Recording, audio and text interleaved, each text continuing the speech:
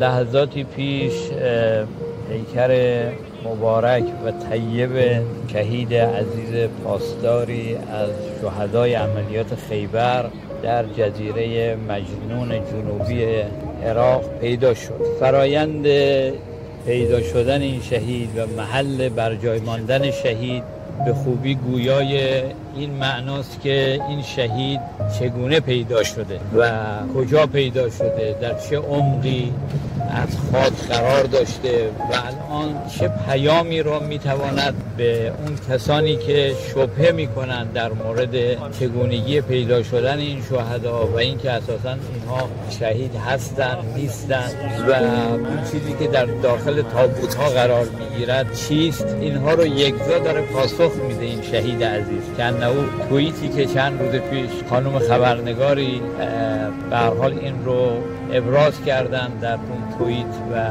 شبهه کردن، این شهید عزیز دارن پاسخ میدن. امیدوارم روشنگری این شهید برای همیشه یک درسی باشد به همه اون کسانی که هنوز باور ندارن این مسئله رو و در این رابطه کمی باید بگیم که ما گلایه‌مند هستیم که غیر منصفانه با مسئله دارن برخورد میکنن. در هر حال وظیفه بود که این به اطلاع عموم مردم عزیزمون رسانده بشه و اون کسانی که هنوز نسبت به این عملیات شبهه افکنی میکنن انشاءالله بیدار بشن و من بعد با این مسئله اینطور رفتار نکنن.